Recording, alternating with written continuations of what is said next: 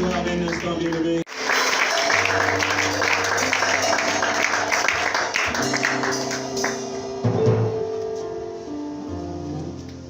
On va chanter cette chanson avant de commencer la parole. Soupir après toi, Seigneur, au jour de ma détresse, j'ai crié.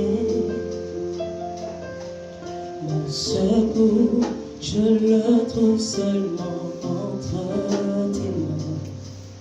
Mon Seigneur, mon Dieu libérateur, mon âme soupire après toi, Seigneur. Au jour de ma détresse, j'ai crié. Mon secours, je le trouve seulement entre tes mains.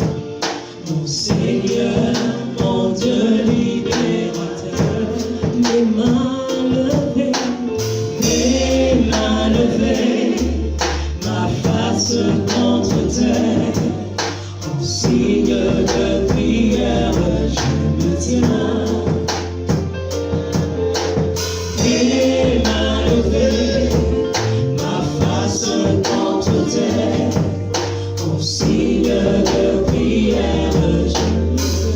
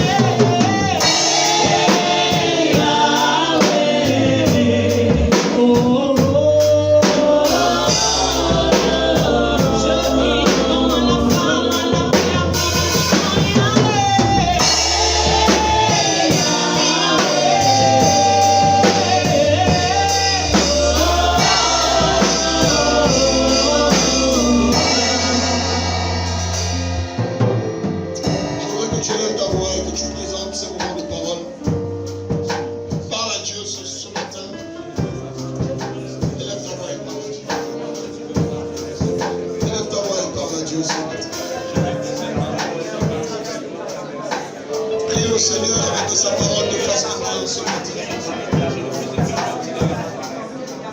Demande à Dieu de te faire du bien ce matin. Sa parole qui te marque.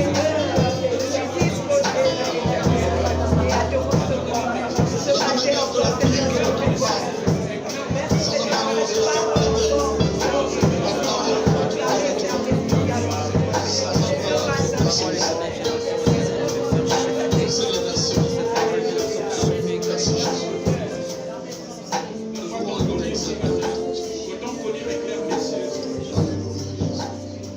Gloire à ton nom, Seigneur. Au nom puissant de Jésus. Amen. Acclamons le Seigneur.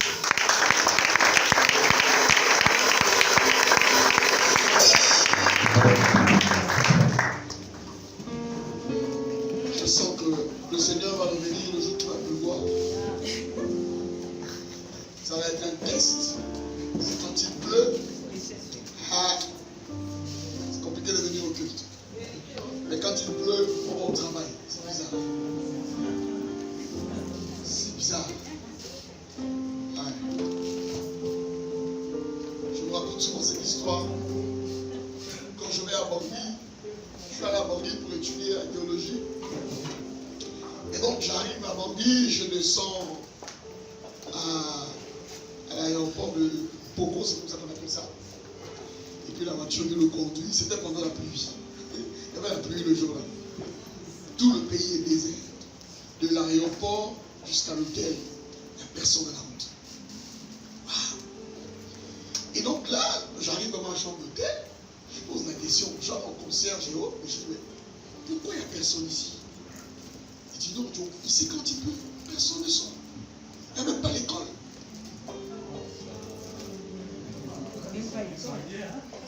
Dis donc, quand il pleut, à l'école, les gens sonne pas, chacun chez lui.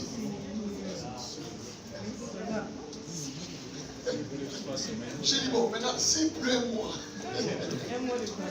mais le pays là, oui, regardez, chacun joue son rôle.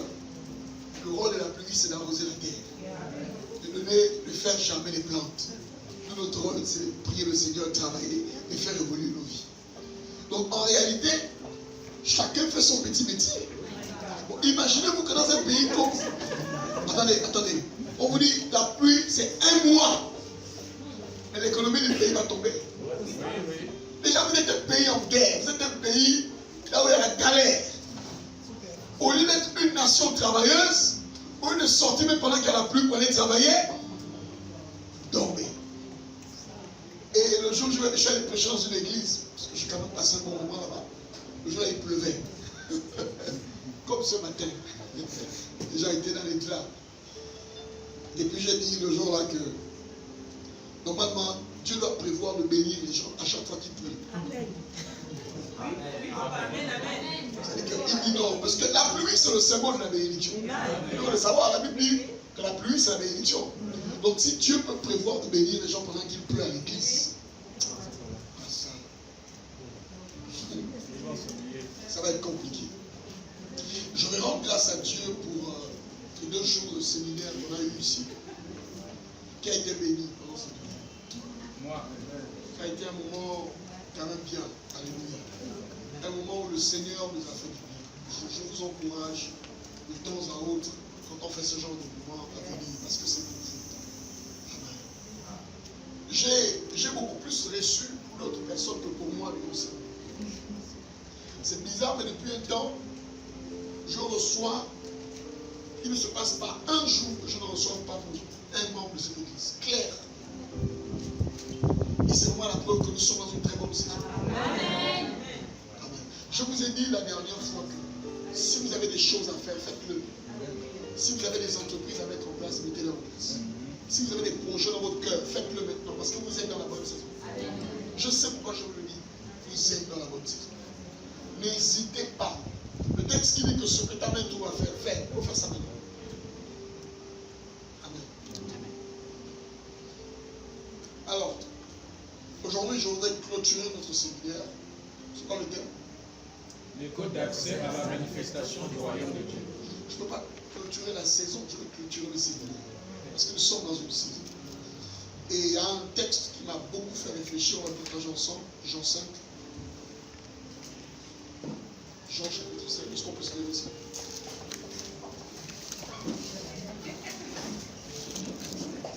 Je sais que vous avez froid, mais ce n'est pas grave. Jean 5, le verset 5 à 8. Nous sommes là, s'il vous plaît. Jean 5, le verset 5 à 8. Là où se trouvait un homme malade depuis 38 ans, Jésus, l'ayant vu coucher et sachant qu'il était malade depuis longtemps, lui dit: veux-tu être guéri? Veux-tu être guéri? Le malade lui répondit: Seigneur, je n'ai personne pour me jeter dans la piscine quand l'eau est agitée.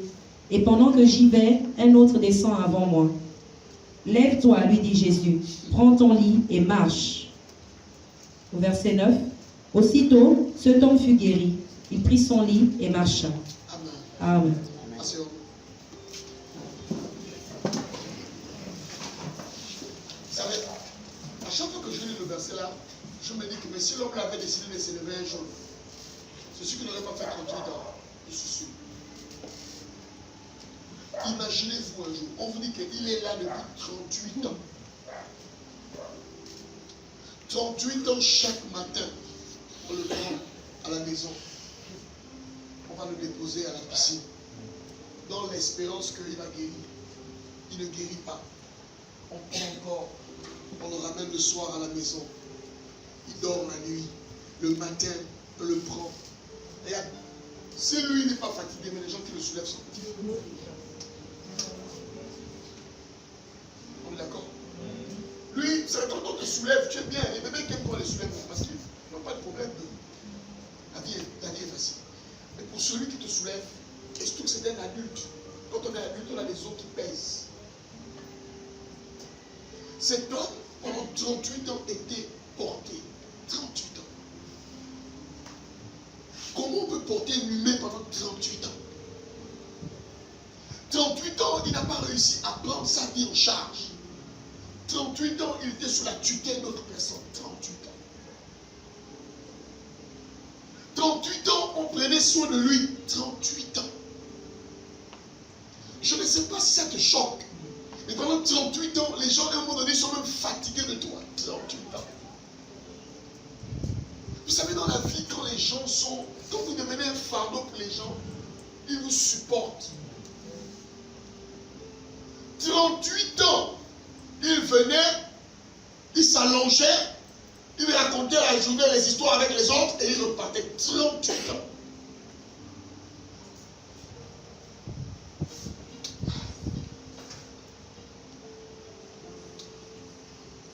Et une chose qui m'a impressionné, c'est qu'il va rencontrer Jésus. Jésus va arriver à cet endroit et il y avait beaucoup de malades. Je me suis toujours posé cette question, maintenant, Seigneur. Lui, il avait un problème d'infirmité, il ne marchait pas. Il y avait des gens qui ne voyaient pas. Il y avait des gens qui n'entendaient pas. Il y avait des gens qui ne parlaient pas. À cette piscine, pour être guéri, il fallait que lorsque l'ange agite de l'eau, tu sois capable de te jeter le premier. C'était en fait la piscine de la loi. Dans la loi, l'homme doit faire beaucoup d'efforts. Mais imaginez-vous, pendant 38 ans, on l'a bondi. Pendant 38 ans, il n'était pas capable de se jeter le premier. Parce que pour être guéri, il fallait se jeter le premier.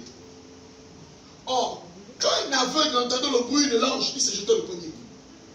Donc, il a vu des gens guéris devant lui. Il a vu des gens arriver malades. Le même jour, ils reçoivent la guérison. Il a vu des gens venir après lui, des années après. Donc, lui, il était en train d'assister à l'élévation de la vie des autres. Il a vu des gens changer devant lui. Lui, il voulait bien changer, mais il n'en avait pas les moyens. Et donc, Jésus arrive à la piscine et il se dirige chez ses amis. Et il lui pose une question qui m'énerve. Veux-tu être guéri? Mais attends, Seigneur, si je ne veux pas être guéri, je fais quoi là? Mais c'est une question qui doit te faire réfléchir. Quelqu'un peut être malade et être à l'hôpital et tu lui poses la question, attends, est-ce que toi tu es venu là pour être guéri? Celui qui est à l'hôpital est venu pour être guéri. On est d'accord? On est d'accord? En fait, Jésus s'était rendu compte que le gars avait déjà accepté sa condition. Cette manière-là, cette fréquence de vie était devenue son style de vie. Donc, qu'il guérisse, qu'il ne guérisse pas, c'était devenu un groove pour lui qu'on l'amène à la piscine, on le ramène à la maison. Donc, finalement, à force de trop souffrir d'une situation, on commence à l'accepter. C'est pourquoi Jésus sait que l'homme là, il n'a plus envie de guérir. En fait, il est là, mais il s'est déjà familiarisé avec la souffrance. Il est là, il a déjà accepté que bon, même si je ne guéris pas, c'est pas trop bien grave. L'essentiel pour moi, c'est de venir, on me transporte, on me dépose. Veux-tu être guéri? On ne pose pas ce genre de questions à quelqu'un qui veut être guéri. On pose par contre ce genre de questions à quelqu'un qui ne veut pas être guéri, mais qui fait semblant de vouloir guérir. Les gens sont à l'église. Ils font semblant de vouloir réussir. Ils font semblant de vouloir voir leur vie spirituelle évoluer. Oh, c'est parce que je ne sens pas que j'évolue dans ma vie spirituelle. Ils font semblant, ils ne veulent pas évoluer. Parce qu'on ne peut pas vouloir évoluer et puis on ne change pas ses habitudes. C'est toi qui veux prier, qui va avoir une grande vie de prière, mais tu ne changes pas tes habitudes. C'est toi qui veux maigrir, mais tes habitudes alimentaires, tu ne les changes pas. Quand on veut maigrir, on ne mange pas à 23h. Tu manges la boulette, il est 23h, tu as quel problème? Explique-nous ça. C'est toi qui dois te grignoter comme un petit chat, un petit... Mais tu veux consommer ça que je prends des poids. Non. Si tu veux maigrir, tu dois discipliner ta bouche. Est-ce qu'on est d'accord? Cet homme-là ne veut pas marcher. Il a déjà son staff qui le soulève. Donc marche pas, il sait comment le soulever. Il sait qu'il marche, qu'il ne marche pas, on va le soulever. Dis à ton voisin, je sens que tu es comme le malade de la piscine. Donc dis bien ça à ton voisin, je sens que tu es comme le malade de la piscine.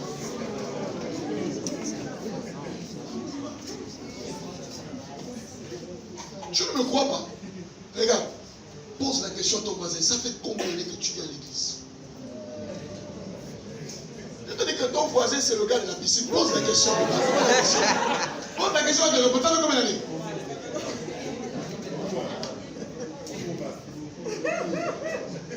Est-ce que tu percutes? Dis au voisin, est-ce que tu percutes ça?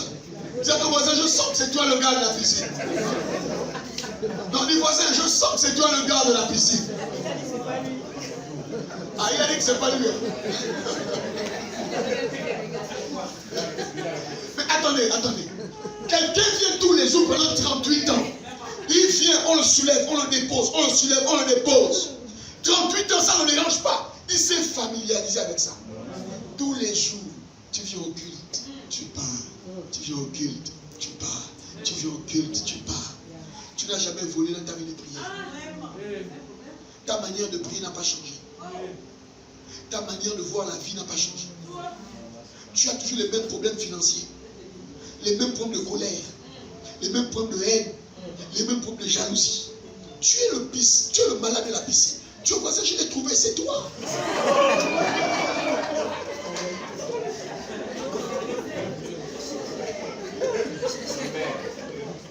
Je n'indexe personne, je ne fais que prêcher la parole. Amen. Amen. Je n'ai pas dit que, je n'ai dit au voisin, tu sens que c'est lui, pose la question au voisin.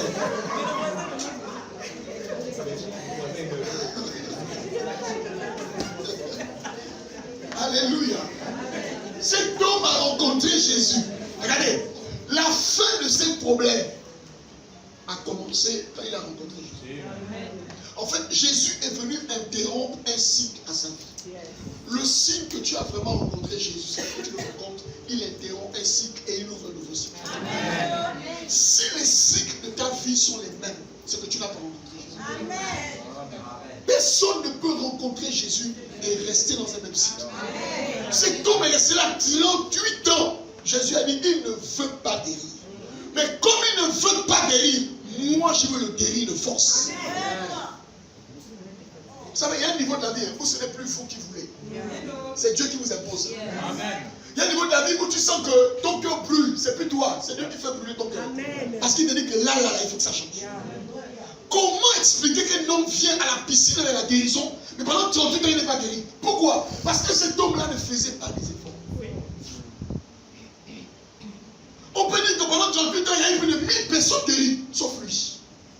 Mais en fait, Jésus va nous permettre de comprendre le problème de cet homme. Si je te pose la question, est-ce que tu veux manger? Normalement, tu me réponds oui ou non. Tu ne me dis pas non, je n'ai personne. Ce n'est pas ça la question.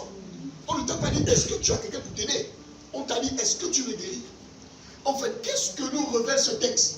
Ce texte nous révèle que toutes les personnes qui n'avancent pas dans la vie, c'est les personnes qui ont pris leur bonheur et ils ont mis ça entre les mains de quelqu'un. C'est les personnes qui ont dit que leur vie, leur bonheur dépend de quelqu'un. Je voudrais te dire ce matin que si tu as davantage rendu les gens responsables de tes humeurs, responsables de ta condition de pauvreté, responsable de ta maladie, responsable de ton non-instruction, c'est toi le paralytique qu'on cherche. Dis au voisin, est-ce que c'est pas toi qu'on cherchait?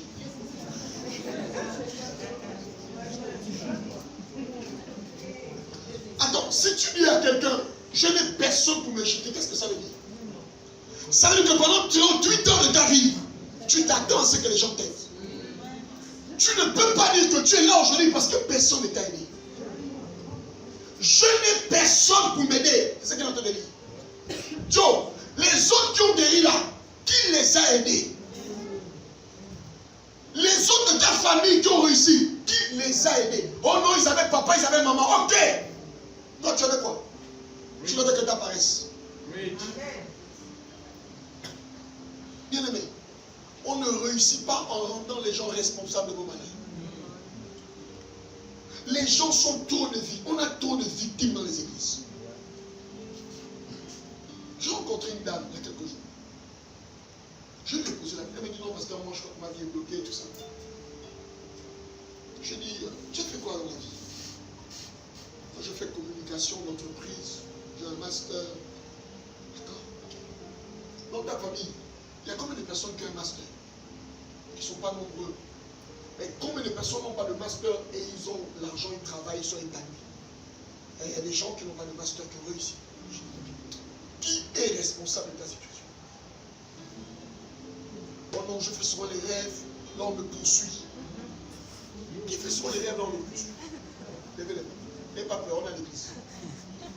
Levez les mains. Regardez. Les gens qui vous poursuivent là, pourquoi vous ne les poursuivez pas?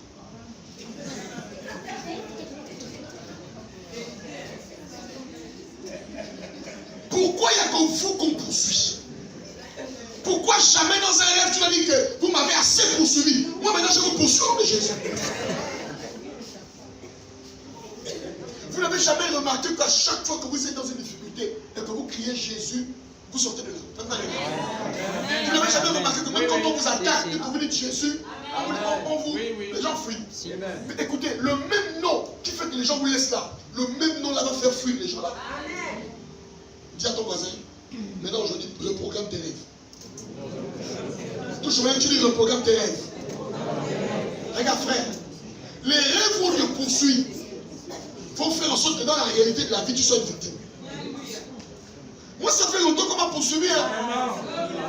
Demande à ton voisin, ça fait combien de temps qu'on t'a poursuivi? Frère, moi maintenant, c'est moi qui poursuis les gens. On dit à ton voisin, on doit inverser les rôles. Attends. Est-ce que c'est Satan qui a reçu le nom qui est levé? C'est qui? Bon, qui doit poursuivre qui? Tes rêves traduisent la réalité de ta vie. Le genre de rêve que tu fais traduit le genre de vie que tu vas vivre.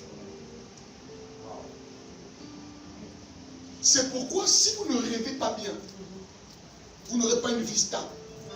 Si vous rêvez qu'on vous poursuit toujours dans la vie, en réalité, votre vie ne sera pas stable. C'est pourquoi vous devez changer, dire à Dieu, Seigneur, je veux reprogrammer ma manière de rêver. Parce que le rêve peut influencer la destinée d'un homme, vous le savez. Vous le savez? Vous savez que les rêves ont influencé la destinée de plusieurs personnes. La destinée de Joseph, la destinée de Daniel, la destinée de beaucoup d'autres dans la Bible. Mais revenons sur ton ami le paralytique. Amen. Cet homme avait un problème. Il était paralytique depuis 38 ans. Frère, 38 ans, c'est beaucoup. Hein? C'est quand même beaucoup. On a crié bonne année 38 fois. Il était là. Ben, il était là. Mais le premier problème de cet homme, c'est quoi? Premièrement, c'est qu'il a rendu les gens responsables de sa vie. Donc, il n'a pas pu prendre sa vie en main. À l'église, on n'enseigne pas aux gens que c'est les sorciers qui vous mangent, c'est pourquoi vous n'avez pas réussi. Ça, ce n'est pas de l'évangile. À l'église, on enseigne aux gens, tu dois prendre ta vie en main. Tu au voisin, prends ta vie en main. Tu au voisin, prends ta vie en main. On est dit, oh non, c'est parce que les gens m'ont fait ça, mon frère. Oh non, si je suis mauvais aujourd'hui, c'est parce que les gens m'ont changé. Les gens ne t'ont pas changé, tu es mauvais depuis. Les gens ont simplement déverrouillé le caractère de ton vie. Ils ne peuvent pas te changer. Je l'enseigne pour ceux qui étaient là vendredi. Les gens ne peuvent pas te changer. En fait, si les gens te changent, ils ne te changent pas. Ils t'aident à devenir toi, ton toi en réalité. Parce que ce que tu es, personne ne peut changer ça. Parce que tu es comme ça. Amen. Si tu es gentil, tu seras du gentil. Amen. Ne dis pas non, on m'a trop fait souffrir, on m'a trop déçu. Moi je dis maintenant mauvais. Tu voulais être mauvais depuis, tu étais mauvais. Mais tu nous masquais ça avec un masque de gentillesse. Amen. Moi je ne me donne pas des gens, vous savez. À chaque fois que je vois une personne se comporter, pour moi ce n'est que le reflet de sa véritable nature qui s'exprime, c'est tout. Ça ne m'étonne pas. Revenons sur notre ami le paralytique. Ici, j'ai une chaise. Je voudrais vous poser une question.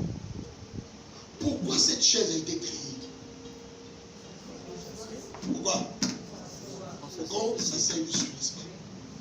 Donc, si un jour tu passes dans un quartier comme celui de Kembo, tu trouves les enfants avec la chaise, cueillent les membres. La chaise a été conçue pour ça. La chaise a été conçue pour ça. Tu prends maintenant la chaise, et puis la chaise est maintenant comme le bateau, tu vas aller dans le mounier avec ça. Tu vas réussir. Pourquoi? Parce que ce n'est pas sa raison d'être. Écoutez-moi très bien. Est-ce que rester à une piscine pendant 38 ans, c'est ça ta raison d'être? Qu'est-ce que tu fais là pendant 38 ans alors que ta vie c'est peut-être aider quelqu'un ailleurs?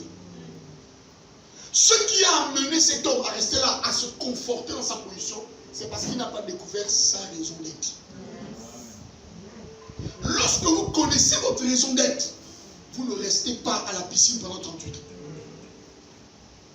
Parce que cette chaise a eu un usage. Elle doit servir la raison de son usage. Je ne sais pas pourquoi les gens se fatiguent dans la vie dans des choses compliquées. Ce n'est pas ta raison d'être. Le chrétien qui est dans une position de haine, de jalousie, je sais pas moi, de quoi? De rancœur, et qui s'y plaît à un problème. Il n'a pas découvert sa raison d'être. Caïn n'a pas découvert sa raison d'être. Et donc, lorsque on ne découvre pas notre raison d'être, on s'assoit dans l'inconfort et on prend plaisir à l'inconfort. Alléluia. Alléluia. Connaître sa raison d'être. Regardez l'église, les chrétiens qui attendent le retour du Seigneur ici. On nous a prêché l'évangile, nous attendons le retour de Jésus dans les églises. Prions, Maranatha, Jésus revient bientôt. Le paralytique attendait qu'un jour quelqu'un vienne nous sortir. Et ça durait 38 ans. Tant que l'église va rester en train de dire, on attend le retour du Seigneur, restons là, faisons les cultes. Rien ne va se passer. Il faut que l'église, il faut que les chrétiens commencent à manifester leur raison d'être. Quand tu commences à manifester ta raison d'être, c'est là que tu vois la gloire de Dieu se manifester. La gloire ne se manifeste pas dans la vie des gens qui ne connaissent pas leur raison d'être. Amen. Un jour, Jésus se retourne devant Pilate. Pilate lui dit, moi je ne suis pas un juif.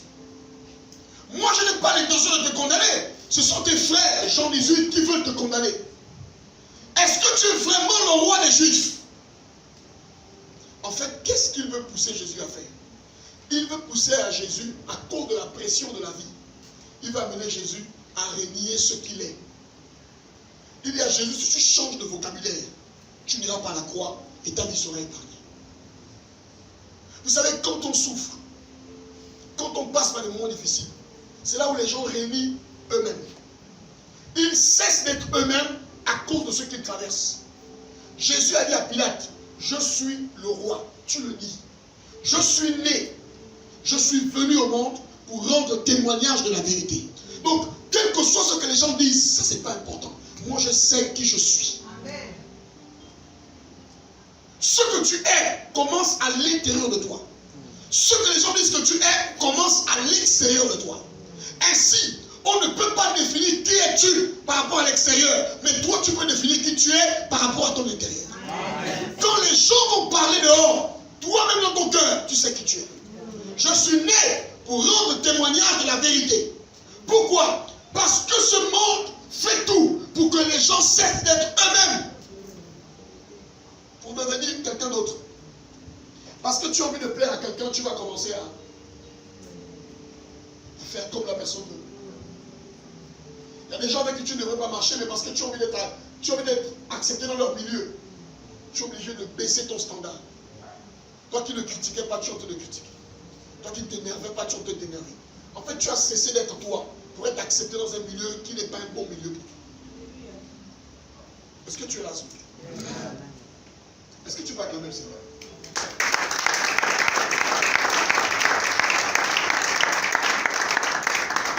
Donc cet homme ne savait pas ce qu'il était. Deuxième chose, lorsqu'une personne ne sait pas qui elle est, sa raison d'être, en réalité, elle ne connaît pas son importance. Touche un peu ton voisin, tu dis, est-ce que tu es quelqu'un d'important? Non, touche ton voisin, est-ce que tu es quelqu'un d'important? Maintenant, voisin, il faut que tu répondes à l'autre. Est-ce que toi, tu es quelqu'un d'important? Vous savez, dans ce monde, pour qu'on dise que vous êtes important, on va regarder votre portefeuille. On est d'accord? On va regarder si vous avez une grande carrosserie. On va regarder si vous avez des grands tissages. Parce qu'il y a aussi des tissages. Il y a les béninois, il y a les togolaises. Il y a des tissages, quand on regarde, on sent que ça, c'est quelqu'un. Hein? Tu as la brésilienne, tu as la péruvienne.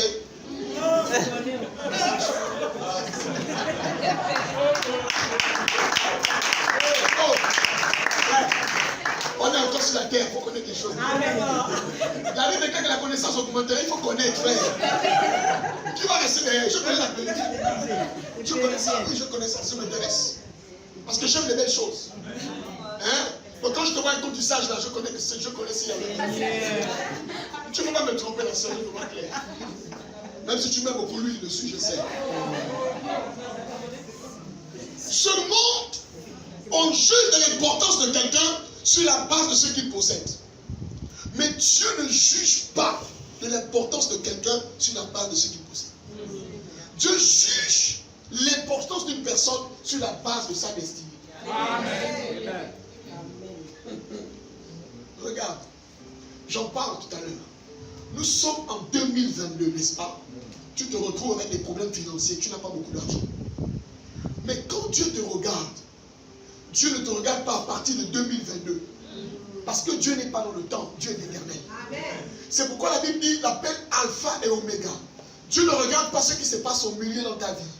Il y a deux pôles que Dieu regarde dans ta vie. Dieu regarde à partir du commencement et Dieu regarde à partir de la fin. Donc quand Dieu t'appelle, il ne regarde pas ton présent d'aujourd'hui. Dieu a déjà vu une visualisation de ta finalité. C'est pas il peut t'appeler vaillant héros alors que tu n'as pas encore fait un combat. Attends, tu m'appelles vaillant héros, moi je ne me suis même jamais battu. Non, je sais que dans bientôt, tu vas vaincre les Madianites. Donc quand Dieu te regarde, il ne te regarde pas sur aujourd'hui. Toi quand tu te regardes, tu dis, ah, par rapport à la soeur, je n'ai pas ça. Par rapport au frère, je n'ai pas ça. Par rapport à ma famille, je n'ai rien, je ne suis pas important. Dieu t'appelle important parce que Dieu est déjà à la fin avant que toi tu n'arrives. Acclame le Seigneur. C'est pourquoi moi je suis important. Je ne suis pas important parce que je n'ai pas l'argent. Je suis important parce que Dieu m'a révélé ma destinée. Je suis grand parce que j'ai une grande destinée. Je ne suis pas grand parce que j'ai l'argent. Je suis grand parce que la Bible dit, je connais les projets que j'ai forgés pour vous. Projets de bonheur et non de malheur. Dis au voisin, j'ai une grande faim. Dis au voisin, j'ai une grande faim. Quand Dieu t'appelle, il ne te regarde jamais aujourd'hui. Vous savez, le présent peut tromper quelqu'un. Tu peux t'appeler quelqu'un. Moi j'ai appris avec des gens qui avaient de l'argent, qui étaient bien. Mais la vie est tellement brutale. Des années après, ils sont devenus fous. D'autres sont en prison. Comment expliquer que les gens avec qui j'étais, qui étaient bien, qui m'aidaient même, aujourd'hui, ils ne sont plus. Et la plupart de ceux qui n'étaient rien, c'est eux qui deviennent. Faites attention à la destinée. Vous comprenez? Donc je vais te reposer la question, est-ce que tu es important? Oh. Non, tu n'es pas important. Donc est-ce que tu es important? Lorsque le monde veut définir ton importance sur la base de tes savoirs, tu dis non. Moi je définis mon importance sur la base de ma destinée. Acclamons le Seigneur. Acclame le Seigneur parce que tu as une grande destinée. Alléluia. Donc quand on n'est pas important, on se sous-estime. Quand on n'est pas important, on ne rêve plus grand. Quand on est plus important, on n'a plus d'ambition. Quand on est plus important, on essaie de s'accrocher à des petites choses dans la vie. Mais quand on est important, nous sommes exigeants. Le standard de nos vies change. On rêve plus grand. La première chose que le diable fait pour tuer les chrétiens dans le royaume, il les empêche de ne plus rêver. Il commence à te faire voir ton âge. Ah, tu commences à vieillir. Il dit non, tu ne peux plus réussir tes rêves. Il commence à te dire, regarde, tu n'as pas les relations qu'il faut. En fait, il te bloque par rapport à ce présent. Mais ceux qui ont réussi, c'est ceux qui ont commencé à rêver. Et on ne commence pas à rêver à l'église, on commence à rêver dans la maison de son Père. C'est pourquoi quand vous parlez à vos enfants, s'il vous plaît, vous qui avez des enfants, quand vous parlez avec eux, communiquez-les la grandeur du Dieu que vous servez. Mon fils, tu seras grand dans ce monde. Je te vois, tu vas diriger ce pays. Donc quand l'enfant pense à devenir mécanicien, c'est pas mauvais. Mais il comprend que papa a d'autres projets pour moi. Parce qu'il est un grand Dieu. Parfois vous effrayez les enfants avec vos visions petites. Lorsque tu as de l'importance, tu deviens important et tu marches dans la vie comme une personne importante. Tu ne permets pas aux gens de te mépriser. Tu ne permets pas aux gens de te dire quoi que ce soit. Parce que tu sais que ce n'est pas sur la base de ce que tu as, mais c'est sur la base de ce que tu es. Dis à ton voisin, qui es-tu? Acclame le Seigneur. Acclame le Seigneur. Acclame le Seigneur. Acclame le Seigneur. Acclame le Seigneur. Acclame le Seigneur. Acclame le Seigneur.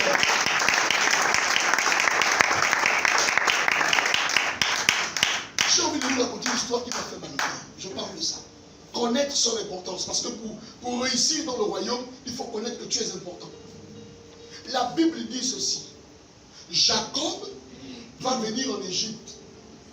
Et Joseph va le prendre pour l'amener chez Pharaon. Et regardez un peu les comportements comme ça. Les comportements de la souffrance. Pharaon reçoit Jacob. Vous savez, quand Pharaon voit Jacob, il voit Jacob trop grand. Pas parce qu'il a vu Jacob quelque part. Mais quand il pense à Joseph, le gars qui les a sortis des problèmes en Égypte, il dit, si ce gars-là est grand, c'est que son père est plus grand. Si l'enfant-là est grand comme ça, c'est que son père c'est un monstre. Si l'enfant-là a une telle grâce, c'est que son père c'est un monstre. Lorsque Jacob rentre à la présence de Pharaon, vous savez ce qu'il dit? Il dit comment Pharaon, non, mes jours n'ont pas été heureux sur la terre. J'ai passé les moments difficiles. Je suis un homme qui a beaucoup erré. Pharaon, il dit seulement, il dit, mais est-ce que c'est normal ce que le gars a dit? Son fils est venu ici, là, il est en haut. Son fils a dit, non, je vais te montrer mon père. Sur une partie, j'ai eu la grâce d'avoir les visions là. Le boss lui-même, il arrive. Il gaspille.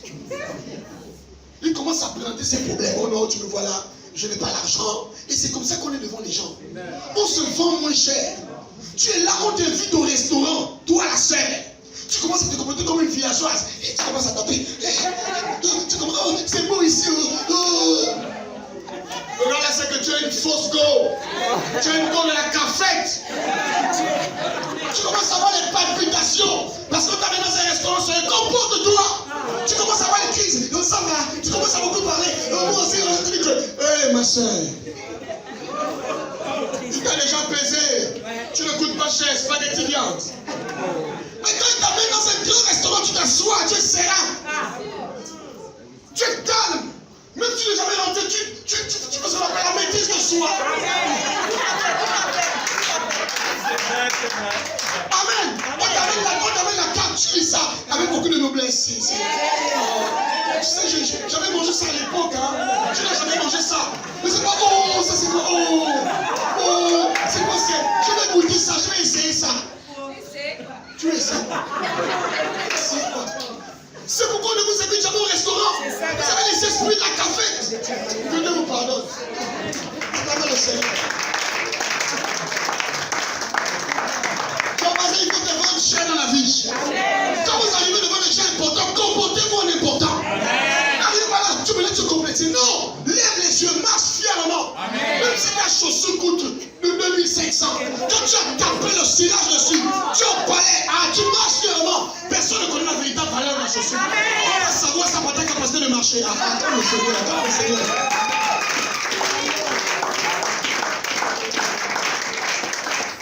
Pourquoi est-ce que les gens, pour l'homme qui viennent me draguer? Mais c'est normal. Qui va te draguer, ma soeur? C'est ta catégorie? Non. On ne veut jamais rester. Ma soeur, toi, c'est la cafetière là-bas. Pourquoi? Parce que c'est les esprits de Jacob. On ne lui a rien demandé. On te fait rentrer en pique. Non, je vais te planter mon paquet. Lui-même, le grand lui-même. On le fait rentrer. On lui dit, Pharaon, mon fils, Tu sais, Pharaon, toi on a un grand Dieu. Tu sais, Pharaon, mon fils là, tu rentres, tu commences à dire Pharaon, tu me vois là. Ma vie a été errante. Ça n'a pas été facile pour moi. Vous savez, quelquefois, il y a des gens qui ne racontent pas ces problèmes. Il y a des milieux où on n'expose pas sa vulnérabilité. Amen. Quand tu me vois là, tu veux manger, choisis ce que tu veux. Non, je veux manger pour 5 000. Les 5 000 là, je vais l'acheter avec ça.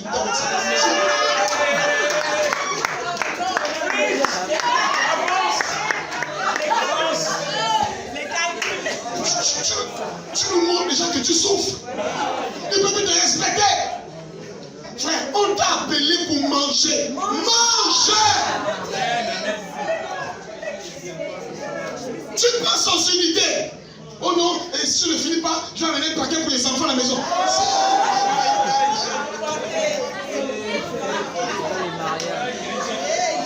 Ah, est-ce que je parle à quelqu'un ce matin? Ah, je parle à quelqu'un ce matin. Oh, il faut apporter pour les enfants. Frère!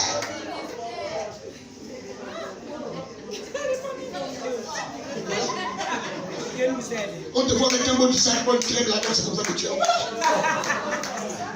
Il y a des endroits où on ne fait pas emporter.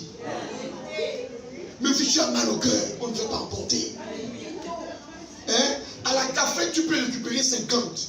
Mais moi, dans nos restaurants, on ne récupère pas 50. Au restaurant, on laisse le pot de vin. Mais toi, ça, c'est vrai, ils ont un salaire, non? Ils ont un salaire, non? L'autre a laissé, non, tu m'as invité, moi je laisse passer, ils sont comme ça. Dieu voisin que Dieu te délivre, je sens que c'est toi. Je sens que c'est toi. Mais sur laquelle tu es délivré au nom de Jésus.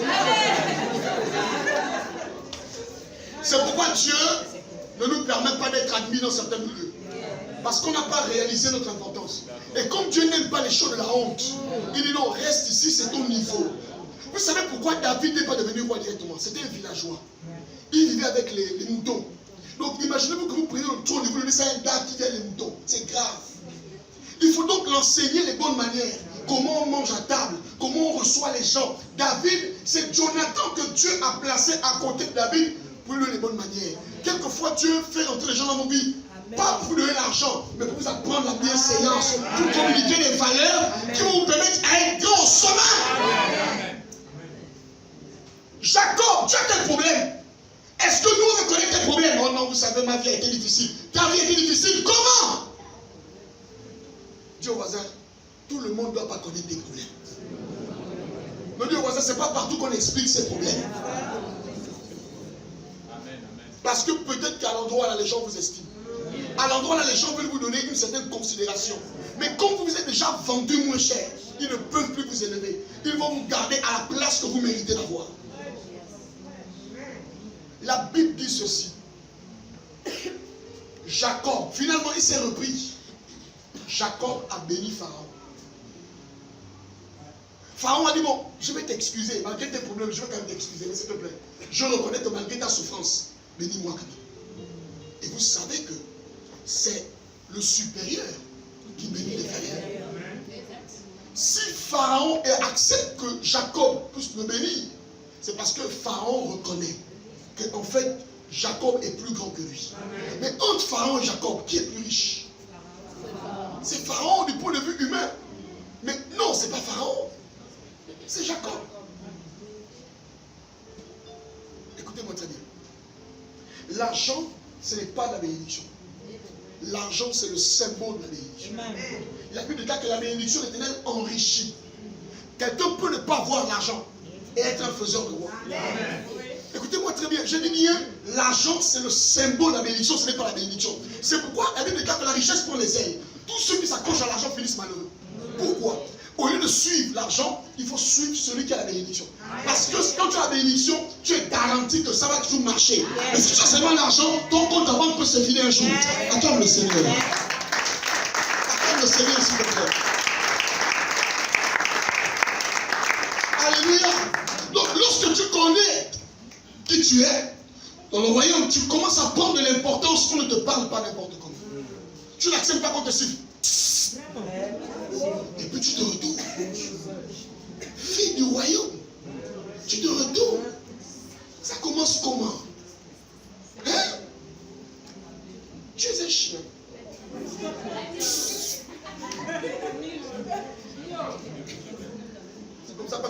lourd. Alléluia. Mais en plus de cela, parce que il faut quelque chose à me faire réfléchir. Vous savez, lorsqu'on connaît son importance, on change ses habitudes. Dis avec moi, changer ses habitudes. La première chose qu'on doit enseigner aux chrétiens, c'est changer les habitudes. Les chrétiens sont trop villageois. Oui, changer les habitudes. Vous savez, quand je parle d'habitudes, je ne parle pas seulement des habitudes de la maison. Même les habitudes spirituelles. La manière de prier. La manière de s'approcher de Dieu. La Bible dit par exemple, tu ne t'approcheras pas de l'Éternel devant les mains vides. Par exemple ça, les habitudes dans la prière, les habitudes dans l'adoration. Toi tu pries tous les jours, tu es assis sur le lit, Seigneur je te bénis. Et puis tu dors. On t'a dit que le matin a été conçu pour la prière. Le matin a été conçu pour dormir. C'est pourquoi à chaque fois que tu pries sur le matin, tu somnoles. Est-ce que tu es là? Donc si tu commences à mettre tes genoux au sol, tu vas bien prier. Tu vas dire change tes habitudes. Change tes habitudes. Il y a des gens qui ne lisent pas la Bible, mais ils veulent devenir spirituels. On ne devient pas spirituel parce qu'on a lu à l'église. On devient spirituel parce qu'on habite, on épouse les habitudes, quoi, c'est spirituel. Tu veux beaucoup chanter, grande chante, mais tu le chantes le dimanche. On a déjà un problème. Chante dans la douche, chante aux toilettes, chante au bureau, chante partout. C'est normal que l'onction va descendre sur toi. La plénitude, je n'ai pas là ce que l'enseignement de l'église. La plénitude de l'esprit, c'est une responsabilité du chrétien, pas de Dieu. Alléluia. Amen. Dis à ton voisin l'importance. Dis à ton voisin, on doit être important. Quand on est important, on se respecte. On ne marche pas n'importe comment. On ne va pas à n'importe quelle invitation. Il y a des milieux où on ne doit pas te trouver. Écoute-moi très bien. Il y a des milieux où on ne doit pas te trouver. Ça n'a rien à voir avec l'humilité. Imaginez-vous, il y a Ali. Il est à la prison. En culotte. Il commande le spaghetti viande.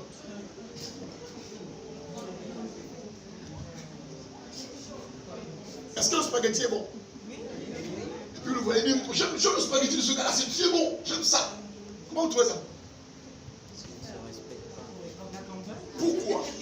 Pourquoi? Je vous explique. En fait, Yali, ce n'est plus que Yali. Il représente la fonction présidentielle. En allant manger à la café derrière la prison, il fait tomber, pas parce que lui-même on s'en fout en tant qu'individu.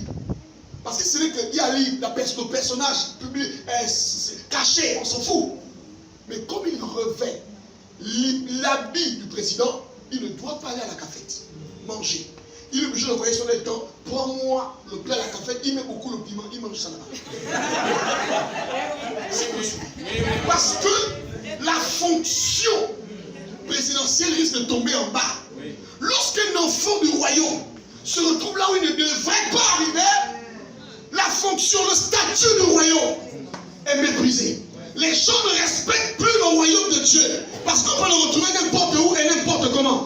Écoutez, Jésus a dit, le royaume de Dieu est parmi vous. Qu'est-ce qu'il disait? Je transporte le royaume de Dieu. Là où tu es là, tu n'es pas seulement que toi. Là où tu es là, partout où tu te trouves, tu transportes toi, c'est le royaume de Dieu. C'est pas que je n'ai pas envie de mettre aussi en collant. Je vais à la plage, je vais mettre au collant, le pasteur en collant. C'est pas très intéressant. Quand vous passez, tu veux qu'à la maison, moi je suis envie de m'amuser, c'est quoi? Hein? Tout le monde a besoin de se bronzer. Je ne peux pas. Je vais mettre le collant dans ma chambre, je ne peux pas. Parce que si je mets ça là, le ministère pastoral, vous n'allez plus voir ça clair. Ah, est-ce que tu es là? Est-ce que tu es là? Est-ce que tu es là? Je ne peux pas. Même si je le veux, parce que j'ai un ministère que je défends. J'ai un statut que je défends. Je ne peux pas arriver là-bas. J'ai bien envie, mais écoutez-moi, je ne peux pas. Parce que je défends les intérêts d'un royaume. Vous n'êtes pas qu'on méprise le royaume là. Je me donne même pas porter le collant et aller à la plage. Preach. Tu vois, tu n'es plus libre, papa. Tu vois, tu n'es plus libre, maman. Vous comprenez, non? Parce que vous représentez un royaume. Oh non, on est libre. On n'est pas libre. Quand on sait ce qu'on transporte, on n'est pas libre. Alléluia. Attendez, quand on est ambassadeur, voici les diplomates qui sont là, ils savent. Un ambassadeur représente un pays quelque part. Imaginez-vous un ambassadeur, il est venu au couloir de la mort. Folie. Il danse sérieusement. Et il fait des selfies. Moi, au couloir de la mort. Le lendemain, il n'est plus ambassadeur. Est-ce que c'est une marque d'aller boire au couloir de la mort? Non, tu peux boire au couloir de la mort. Mais tu ne peux plus le faire, toi. Parce que tu transportes tout un pays. En te mettant là-bas, tu bafoues l'image de toute une nation. C'est pourquoi quand on est fils du royaume, il y a des positions qu'on ne doit pas avoir. Il y a des endroits où on ne doit pas être. Même si on a envie. Parce qu'on représente un royaume, nous sommes des ambassadeurs. Et si à cause de nous, le royaume de Dieu est méprisé, alors Dieu va nous chicoter. Est-ce que tu peux acclamer le Seigneur?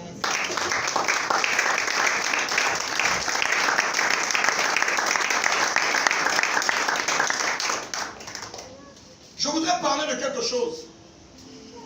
Lis avec moi Luc 14, 28 à 31. Luc 14. Luc 14, 28 à 31. Ouais. Car lequel de vous, s'il veut bâtir une tour, ne s'assied d'abord pour calculer la dépense et voir s'il a de quoi la terminer, de peur qu'après avoir posé les fondements, il ne puisse l'achever et que tous ceux qui le verront ne se mettent à le haïr. En disant, cet homme a commencé à bâtir et il n'a pas pu achever. Ou quel roi, s'il va faire la guerre à un autre roi, ne s'assied d'abord pour examiner s'il peut, avec 10 000 hommes, marcher à la rencontre de celui qui vient l'attaquer avec 20 000. S'il ne le peut, tandis que cet autre roi est encore loin, il lui envoie une ambassade pour demander la paix. Ah, pourquoi? Ainsi donc, quiconque d'entre vous ne renonce pas à tout ce qu'il possède ne peut être mon disciple. Tu peux t'arrêter par là. Je voudrais que vous abordiez l'autre chose pour réussir en tant qu'enfant de Dieu. Pour prendre sa vie en charge, vous devez en savoir planifier votre vie. Dis avec moi planification. Planification. Dis avec moi planification. Planifier ne signifie pas manquer de foi. Les gens vivent le jour le jour. Ils n'ont aucun planning de leur vie. Vous savez la Bible, c'est le livre de la planification. Dieu a planifié le salut de l'homme. Comment ça devait se passer? De la Genèse à l'Apocalypse, on voit un Dieu qui planifie les choses. Au point même de planifier l'endroit où Jésus devait naître. Est-ce que vous entendez? Au point même de planifier le nombre de jours qu'il devait faire au séjour des morts. Au point même de planifier comment il devait être trahi. Au point même de planifier qu'il ne devait pas connaître la corruption. On ne devait pas casser ses os. Tu n'as pas permis que ton sein connaisse la corruption. Au point même de planifier l'endroit où Jésus devait entrer. Vous savez, à chaque fois que vous lisez les évangiles, vous allez voir, on dit, selon qu'il est écrit par le prophète. Quand on va parler d'une épisode de la vie de Jésus, on dit, selon que le prophète avait dit. Ça veut dire quoi? Ce que Jésus est en train de vivre là, c'est quelque chose qui avait été planifié par Dieu. On ne peut pas réussir la vie si on ne planifie pas. Écoutez-moi très bien. Si vous vivez au jour le jour, vous n'allez pas réussir. On vit par la foi. Chaque jour suffit sa peine. C'est pourquoi on a le genre de vie qu'on a. Avant de rentrer dans la planification, vous allez commencer à vous dire une chose. Dans la vie, si vous n'êtes pas capable de vous engager, vous n'allez pas réussir. Jésus répond à une préoccupation ici en fait. Il y a des gens qui ont décidé de le suivre. Il leur dit non. Si vous voulez me suivre, vous devez être des gens engagés. Qu'est-ce qui fait que les gens ne réussissent pas? Quand ils commencent à ouvrir un business, quand ils commencent à faire quelque chose, ils ne vont pas à fond. Donc, le royaume, ceux qui réussissent, c'est ceux qui vont à fond. Ne soyez pas des gens que vous commencez et vous arrêtez. Soyez des gens, on va vous connaître comme étant des finisseurs. Vous devez être des finisseurs. Dans chaque chose que vous faites, que ce soit dans la foi, dans la vie, dans le travail, même à l'administration où tu travailles, on doit savoir que celle-là, elle ne mange pas si elle n'a pas terminé de travailler. Mais toi, tu es rentré à 7 heures. C'est toi qui as mangé le gros pain. Vers 10 heures, tu bailles encore. Tu vas acheter le counou et les gâteaux. Et oh, tu manges, mais pour un petit rendement. Est-ce que tes patrons reconnaissent que toi tu es une machine dans le travail? Il y a des gens, quand il n'a pas fini, ils ne mangent pas. Mais il y a des gens aussi, quand il n'a pas mangé, ils ne commencent pas.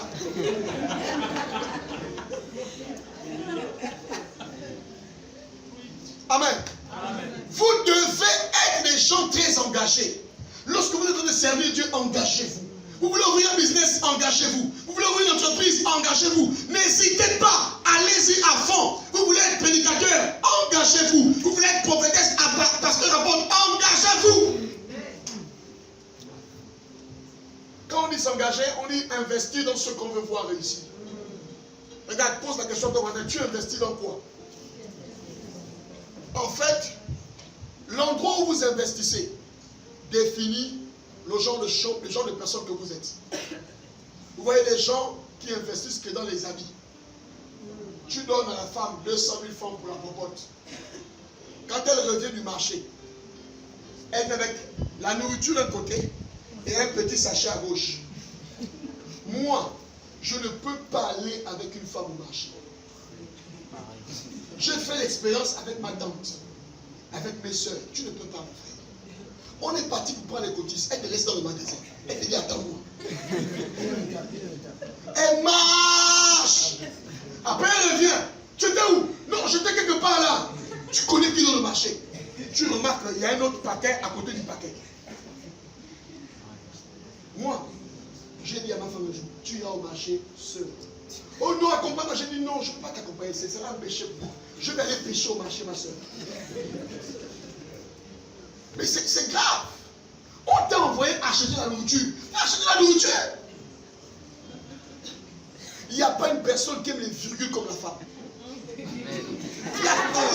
Non, je te dis que je vous dis la vérité, la vérité.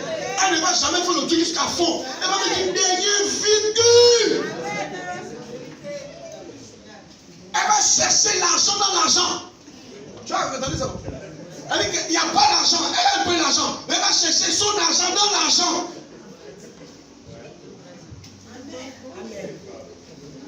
Un jour, je me souviens, un homme de Dieu, ça m'a dépassé.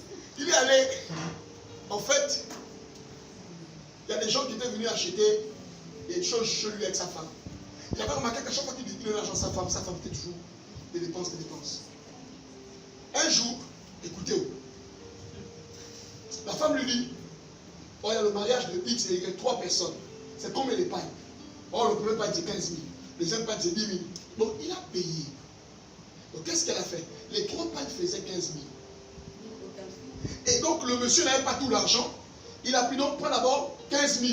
Et donc, je me l'avais dit que tu dois. Non, oui, dis là-bas que je dois. Elle est partie payer les 15 000. Elle a récupéré les pailles. Donc, le gars avait une dette. Sauf que ce n'était pas une dette avec le monsieur là-bas, c'était une dette avec sa femme. Donc, un jour, il croise. Mais les pailles là, c'est combien? Non, les pailles là, c'est 15 000. Il dit à ça. Il dit, bon, ce soir, je vais tester ma femme. Peut-être qu'elle était un peu stressée. Elle rentre, c'est même pas lui qui parle. Chérie, on est déjà arrivé à la date. L'argent des pailles.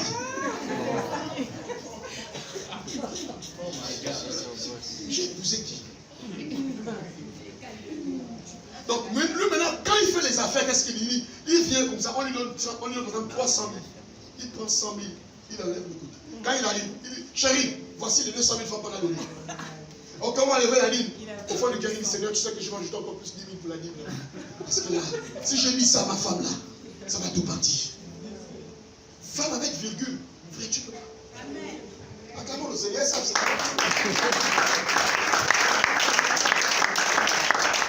je vais revenir dans mon texte. Jésus dit ceci. Il dit, un homme ne peut pas aller construire une tour s'il n'a pas calculé la dépense.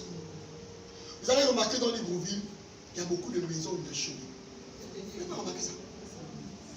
On monte le soubassement, après on parle. Les soubassements. C'est pourquoi? Parce que les gens pensent que quand ils ont 2 millions, ils peuvent construire. Il dit, quand on veut faire quelque chose, on planifie. Si on sent qu'on n'a pas encore les moyens, n'y allons pas. Une vie réussie, un ministère réussi, c'est un ministère, c'est une vie qui a été planifiée. Amen. Amen. Amen. Amen. Je voudrais vous enseigner sur quelque chose. Chacun va se définir ce matin. On l'instinct. Les humains ont l'esprit. Suivez-moi. L'instinct est une faculté qui permet à l'animal de réagir. Donc les animaux sont construits pour réagir. Les humains sont conçus pour agir. C'est bon. Lorsque tu vois une vie où les gens passent leur temps à réagir, ce sont des animaux. Le seul moment où ils sont venus travailler, c'est parce qu'il y a la faim à la maison. C'est un animal. Je peux pas dire pourquoi. Le gars travaille parce qu'il doit venir manger, parce qu'il y a la faim. Donc il n'y a pas une vraie galère. Il dort. Il est dans les draps. Il est sur WhatsApp. Mais quand il sent qu'il n'y a plus personne pour l'envoyer 5 000, 10 000, 20 000, il se lève. C'est un animal. Pourquoi? Parce qu'il réagit. Ce sont les animaux qui réagissent. Les humains, eux, ils agissent, ils ne réagissent pas. Amen. Si à chaque fois que vous devez prier Dieu, c'est seulement quand vous avez des problèmes, vous êtes des animaux. Laisse-moi te parler. Est-ce que tu vois ça?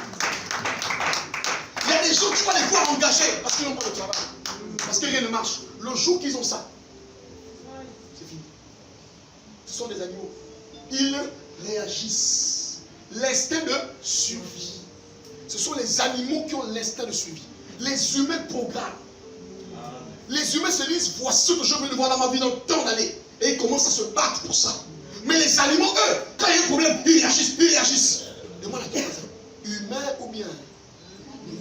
Je ne comprends pas le nom, vous dites ça. Humain ou bien? Est-ce que tu es là? Quand tu vois une personne, il est chaud, frère, la galère va frapper. C'est là que tu comprends bien. À l'époque, il dit non, moi pour travailler là, je fais un poste de directeur. Plus ça monte, la galère frappe.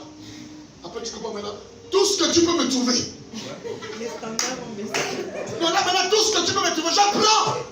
Je prends. Pourquoi tu ne parlais pas comme ça hier? Non, il était trop fier.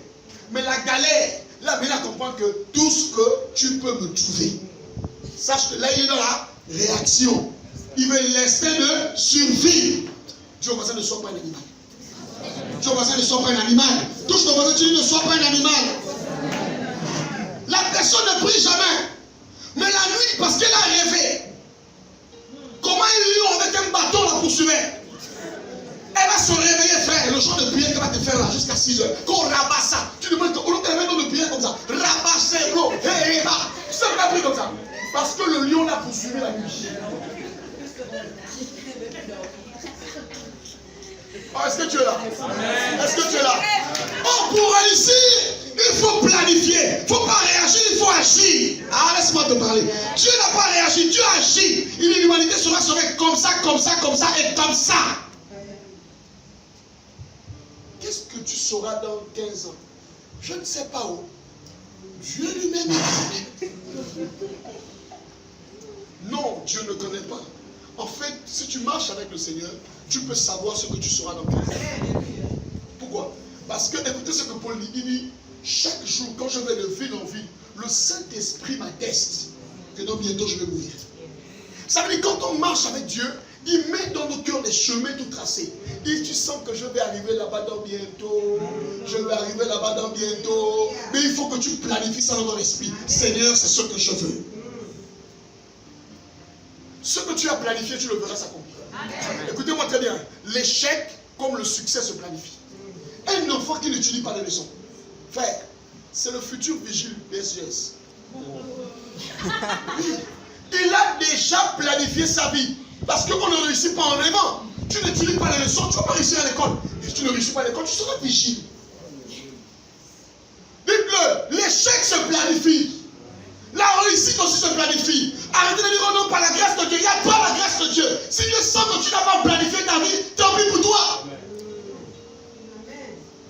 J'ai envie de vous dire une chose. Oh non, je n'ai pas envie de m'engager parce que j'ai peur de me tromper. Trompe-toi. Nelson Mandela, un païen, il n'a pas le Saint-Esprit, il dit je ne perds jamais. Soit j'apprends, soit je gagne. Parce que même quand il aurait échoué, il aurait au moins appris quelque chose. Vous avez peur en disant non, il faut d'abord que l'Esprit de Dieu vienne. L'ange Michael doit me parler. Gabriel doit venir me dire qu'un signe, parce que tu vas attendre ça.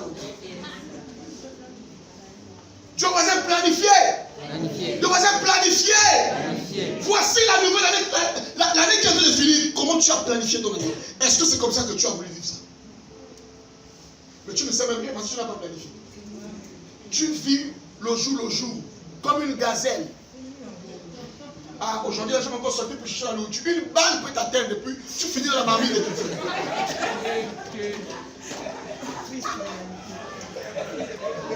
Non, mais il faut en parler. Vous savez, l'affaire là, c'est sérieux. Il y a des gens qui n'ont aucune vision pour leur vie. Oh frère, moi je prends la vie comme elle vient. Je prends la vie comme elle vient. Oh, tu as des problèmes, mon frère. Toi, ta vie là, c'est comme ça. Mais c'est le genre de copine là que vous avez. Les gens qui ne savent pas où ils vont faire danser. Le Seigneur nous conduit. La journée par une nuée, la nuit par une colonne de feu. Tu vas bien arriver là-bas. Acclamons le Seigneur. Alléluia. Alléluia. Nous devons être des humains et non des animaux. Ce sont des animaux qui ne savent pas. Tu te lèves le matin, tu es là maintenant, tu poses. Tu fais comment aujourd'hui? Seigneur, je te recommande ma journée. Tu vas faire quoi au Songo? Un mardi au Songo, tu fais quoi? Le Songo, c'est le jeu. Écoutez-moi très bien. Dis à ton voisin, quand je vois ta vie là, dis à ton voisin, quand je vois ta vie là, tu n'as pas le droit de te divertir. Ceux qui se divertissent, c'est ceux qui ont réussi. On prend des détentes. La détente, c'est pour ceux qui ont une activité qui réussissent. Amen. Toi, tu réussis quoi? Il n'y a que toi qui vas de détente en détente, de détente en détente. Tu devrais que te détente. Frère, tu vas finir un jour allongé quelque part. Arrête de te détendre. Il faut détendre l'esprit. Tu vas au Songo. Le Songo, c'est pour ceux qui ont fini leur vie, qui sont habitables, qui sont en retraite. Ils sont au Songo. Toi, en pleine ville. Tu vas t'asseoir sur le Songo. Ça c'est quoi ça? Non, écoutez mes amis, on doit travailler. La Bible dit de Jésus, Acte 10:35, Jésus allait de ville en ville. C'était un bosseur, notre Seigneur était un bosseur. C'est pas un homme qui prenait les... Non, lui ne prenait pas les dents pour les dents, il prenait les dents chez Marie de Magdala. Et même là-bas encore, il enseignait. C'est pourquoi Marthe, Marie peut s'asseoir, parce que Jésus est venu se détendre, mais il continue d'enseigner. Toi, tu es allé où dans ta vie? Tu veux te reposer. Vous savez, si vous n'avez pas de priorité, tout le monde sera vos amis. Quand vous commencez à avoir des priorités, le tri se fait seul. Si tu as encore beaucoup d'amis, c'est parce que tu vis n'importe comment. Tu n'as pas de priorité, tu n'as pas de plan pour ta vie. Parce que quand on a un plan pour sa vie, ce sont les gens qui vont dans la même direction qui viennent vers nous.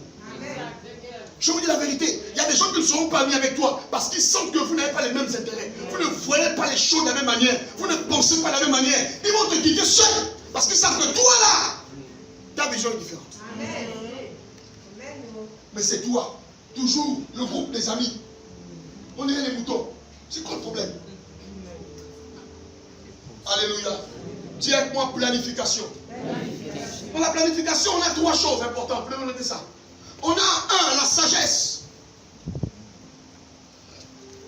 La sagesse. 2, l'intelligence.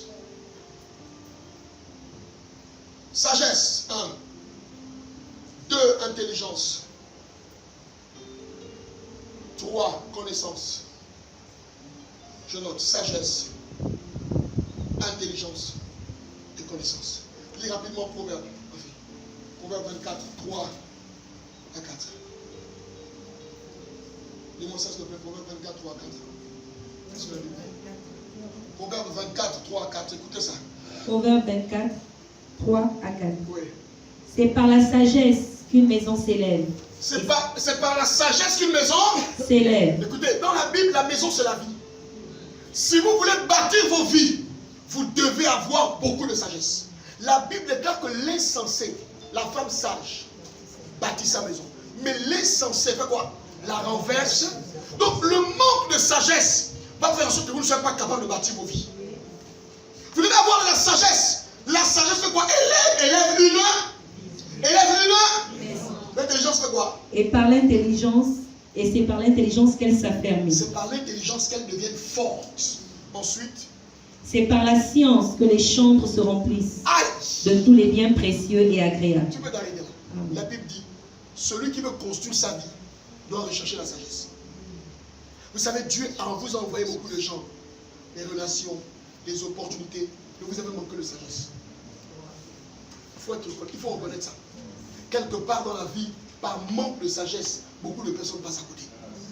Le manque de sagesse a puni la destinée de beaucoup de gens. On ne joue pas avec le fait de bâtir une vie. La sagesse bâtit. Salomon, il aurait pu dire à Dieu, Seigneur, écoute, on lui a fait un chèque blanc. Demande-moi ce que tu veux. À l'heure, là, moi, tu me dis, demande-moi ce que tu veux, amour. Je vais t'écrire des livres. Mais Salomon dit ceci. Il dit à Dieu, moi je ne demande rien. Je suis jeune. J'ai un grand peuple. Donne-moi quoi? La sagesse. Frère, même dans les rêves, vous devez être intelligent. Je vais pousser encore plus. Est-ce que vous savez que c'est dans les rêves que Dieu lui transfère les plus grandes grâces? La plupart des grandes visitations dans la Bible, c'était par les rêves. C'est pourquoi vos rêves ne sont pas que vos rêves. C'est pourquoi il faut qu'oublier les rêves là. Il faut qu'on vous impose les rêves. C'est pas sérieux. Salomon a reçu la sagesse dans le rêve. Dieu le lui a transféré dans un rêve. J'ai rêvé là, je ne sais même plus ce que j'ai rêvé. Je ne sais pas comment me rappeler. Moi j'oublie ma tête là aussi. Oh. Dieu voisin, tu es en danger. Dieu voisin, tu es en danger. C'est dans le rêve que Dieu prévient les gens qui doivent mourir. Quand il y a un danger dans ta vie, Dieu va utiliser un rêve. Frère, souvent vous le dit, le rêve fait partie de la spiritualité des noms. Celui qui néglige le rêve va mourir vite. Amen. Oui. Si dans ta vie tu ne rêves pas bien, viens on va prier pour toi, on va t'imposer les mains pour que tu rêves bien. Il y a des gens qui oublient les rêves. Ils rêvent beaucoup, mais ils oublient. Je ne sais même plus, j'ai rêvé là. C'est que c'était même bizarre. Je ne sais même plus comment je vais t'expliquer ça. Continue, c'est ta vie qui a évolué comme ça. Continue. Ayez un cahier où vous notez vos rêves. Et quand vous les avez rêvés, demandez à Dieu pourquoi j'ai rêvé ça. Priez maintenant par rapport à ce. Il y a du travail dans la vie chrétienne. Parfois, mais oh non, Seigneur, parle-moi. Mais je vais te parler comment? Je te parle par les rêves, tu oublies. Un cahier où tu notes les rêves. Et quand tu as rêvé une chose, ne reste pas comme ça. Oh, j'en parlerai de moi. Écoutez, écoutez-moi très bien. Écoutez. Le rêve a sauvé un pays de la famille. Dieu avait décidé de décimer l'Égypte et le monde entier avec quoi ça? La famille. Mais qu'est-ce qu'il a fait? Il a eu grâce. Il a eu pitié des humains. Vous savez à qui il allait parler? Un roi qui ne connaissait pas Dieu. Qui c'est? Pharaon. Pharaon c'est un chrétien. Pharaon c'est un juif. Ne pensez pas que Dieu parle seulement à vous qui êtes en Christ. Parfois ta vie est en danger. Dieu va aller parler à une personne qui ne prie pas Dieu. Ah, je te levé la nuit, oh, tu as eu ça, lui, ça s'appelle les bandits, il a mangé plein de boga là-bas. Non, ma frère, ma soeur. Dieu a parlé à Pharaon parce qu'il y avait un problème. Dieu ne parle pas toujours aux gens qui viennent à l'église seulement. Dieu veut parler à ton collègue. Dieu veut parler à un ami, à une personne. Quand on te donne un rêve, arrête-toi et prie le Seigneur. Ne dis pas, non, ça c'est les païens, ils ont sur les rêves comme ça. C'est faux, ma soeur. Je referai la parenthèse. L'intelligence rend stable. Écoutez-moi très bien. Dans la Bible, la sagesse ne fonctionne pas sans l'intelligence. Vous allez lire ça. À chaque fois que Dieu donne de la sagesse, juste à côté, il donne quoi c'est? Il donne quoi c'est? L'intelligence. Si vous avez de la sagesse, Dieu forcément... En fait, la sagesse et l'intelligence, c'est comme les deux pieds de chaussure. Un ne marche pas sans l'autre. Toutes les fois que dans la Bible, vous allez voir sagesse, vous allez toujours voir intelligence. Pourquoi? Parce que Dieu a créé le monde avec ces trois choses. 1, la sagesse. 2, l'intelligence. 3, la connaissance. C'est ce que Dieu a utilisé pour construire le monde. Donc à chaque fois qu'il te donne la sagesse, il te donne forcément l'intelligence. Si tu donnes l'intelligence, il te donne forcément quoi c'est? La sagesse. La sagesse pour éduquer les enfants. La sagesse pour garder la femme. pour garder le mari, pour garder le travail. La sagesse pour garder ses relations. Vous êtes toujours en froid avec les gens parce qu'il y a des moments où vous manquez de sagesse.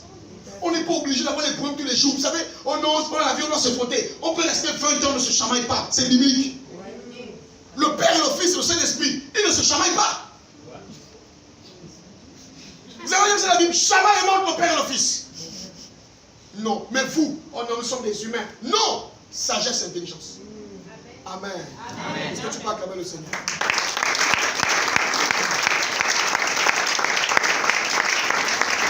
Par moment, on a manqué de sagesse, on ne peut pas reconnaître qu'on a manqué de sagesse. Ah Seigneur. Vous savez, la sagesse, c'est aussi savoir parler. Yes. Toute vérité n'est pas bonne à lire à tout moment. Même quand on est contrarié, les choses qu'on dit.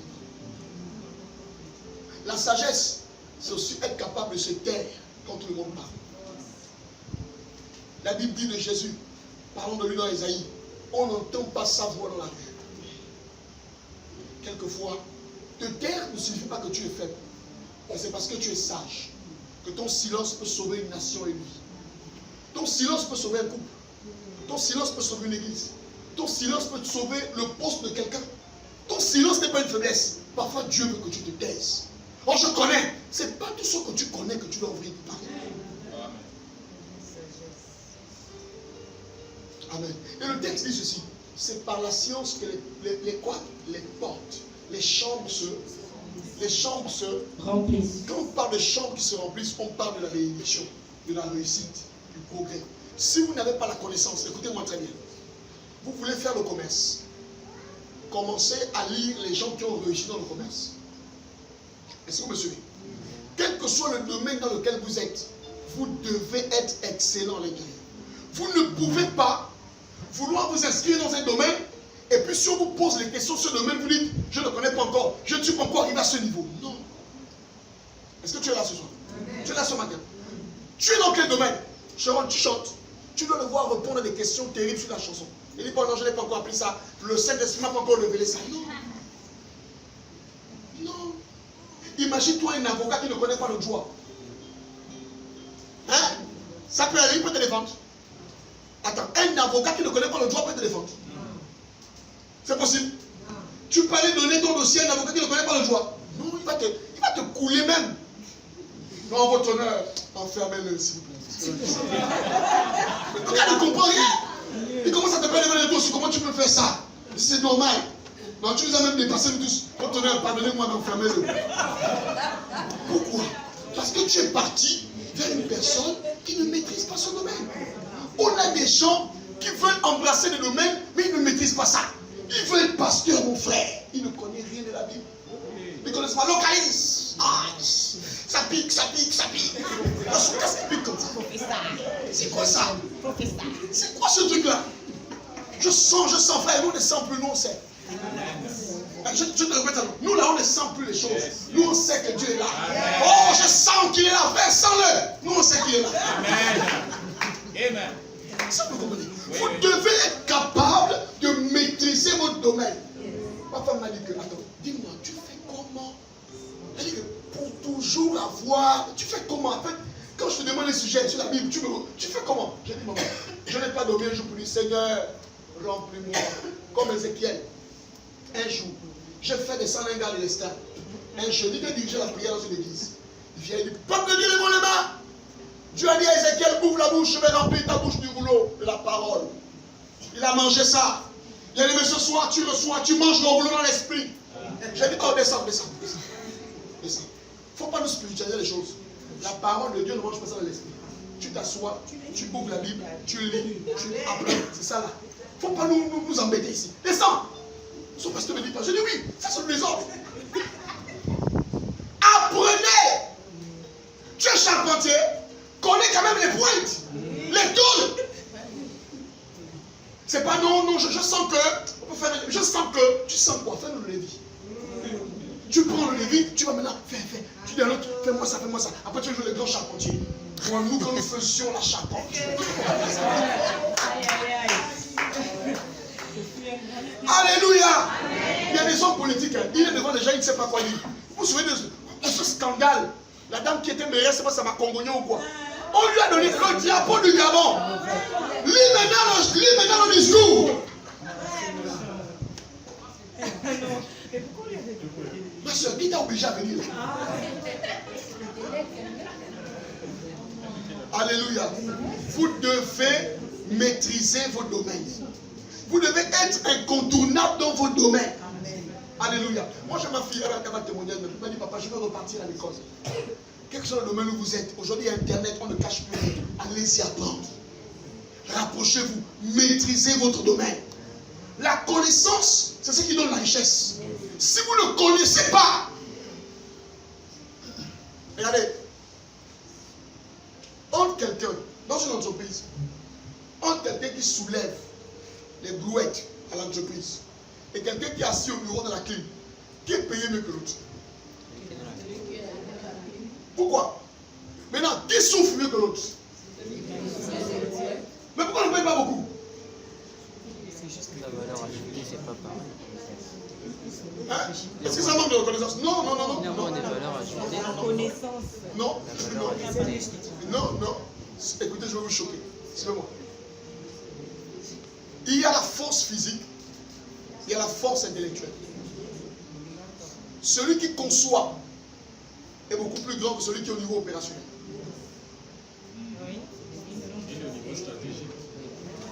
Il est au niveau stratégique, l'autre au niveau opérationnel. C'est au niveau stratégique où on définit la vision.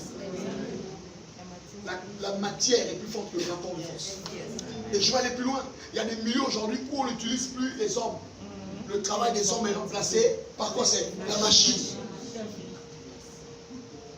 Oh non, on va venir creuser. Non, non, on va mettre la machine. La machine va creuser. Tu n'auras plus les 10 000 par jour.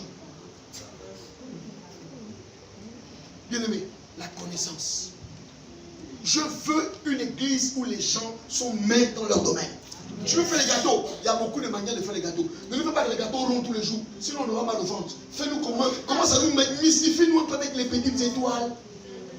Gâteaux étoilés. Hein? On sent que tu as fait des progrès dans ça. Vous êtes là ce soir? Oh, levez les mains si vous êtes là. Bon, les seuls stratégies qu'on va choisir, c'est les Atangas. Mettez-moi les Atangas dans quelque chose de bien. Acclamez le Seigneur. Acclamez le Seigneur. Vous devez avoir la connaissance dans ce que vous êtes. Mes amis, je peux prêcher dans n'importe quelle estrade dans ce monde. Je n'ai pas peur. Je dis, je peux prêcher dans n'importe quelle estrade dans ce monde. Je n'ai pas peur. J'ai passé 7 ans de ma vie. 7 ans de ma vie. J'ai tout arrêté. Je n'ai fait que étudier la Bible pendant 7 ans. 7 ans de ma vie. Je me lève, je dors, je suis dans ça. 7 ans. Ce qui veut dire que quand je dors la nuit, tu me poses une question et je te réponds. Je ne suis pas excellent. Non. J'ai juste appris qu'il y a une part de responsabilité que je dois avoir. C'est de chercher. Je ne peux pas me retrouver devant les gens et puis je vais prêcher un thème que je ne comprends pas. C'est ridicule.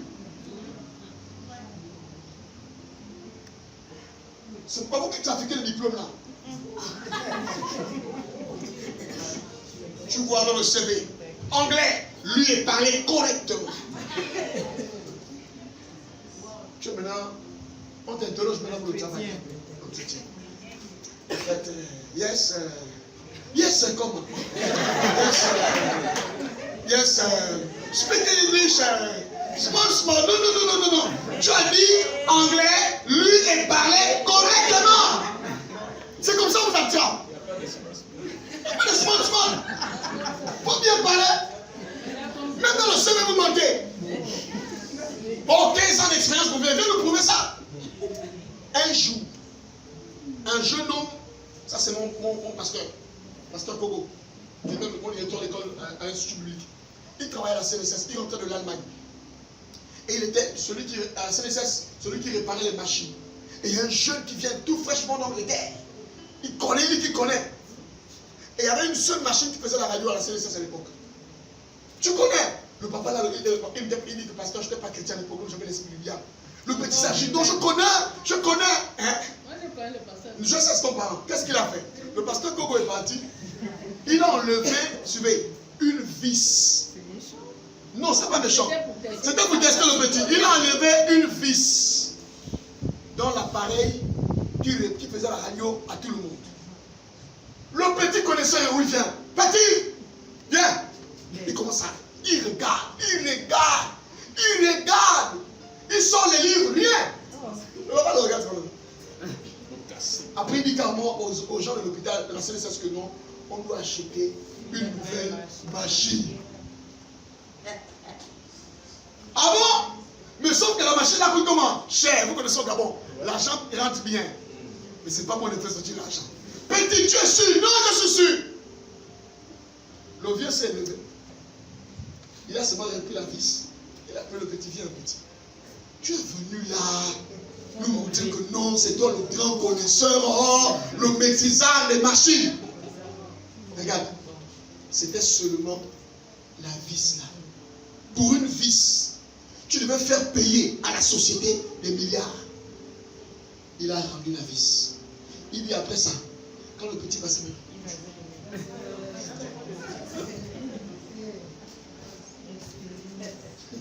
Est-ce qu'on va acclamer le Seigneur?